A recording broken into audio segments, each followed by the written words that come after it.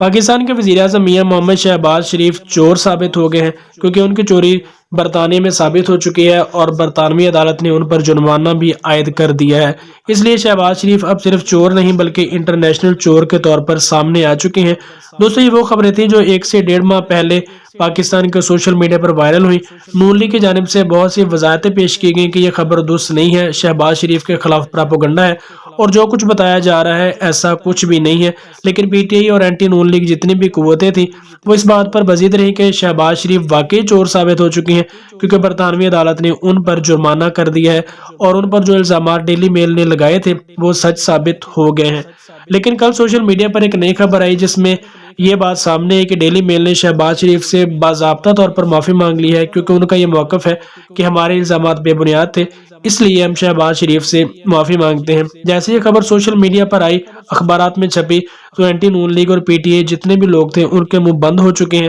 اور اب ان کے پاس کون سا نیا بہانہ ہوگا وہ کہنا قبل از وقت ہوگا۔ لیکن جو بات تھی وہ کچھ اس طرح تھی کہ 14 جولائی 2019 کو ڈیلی میل نے ایک آرٹیکل شائع کیا جس میں یہ بتایا گیا کہ شہباز شریف نے 2005 میں جو زلزلہ متاثرین کو برطانیہ کی جانب سے امداد دی گئی تھی اس میں خورد برد کی ہے، یعنی انہوں نے چوری کی ہے اور منی لانڈرنگ بھی کی ہے۔ شہباز شریف نے اس کے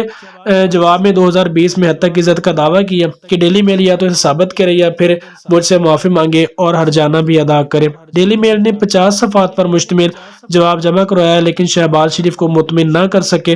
اور یہ کیس اسی طرح چلتا رہا۔ لیکن کل ڈیلی میل نے باضابطہ طور پر شہباز شریف سے معافی مانگ لی ہے اور ان کا یہ کہنا تھا کہ ہم نے غلط الزام لگایا تھا اور ہمارے پاس اس کا کوئی ثبوت نہیں ہے اور ہم شہباز شریف سے معافی بھی مانگتے ہیں۔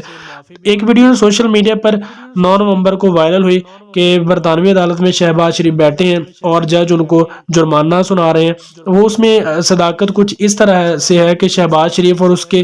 داماد نے جو حد تک عزت کا دعویٰ کیا تھا میل آن سنڈے کے پبلشر کے خلاف، تو عدالت نے یہ کہا تھا کہ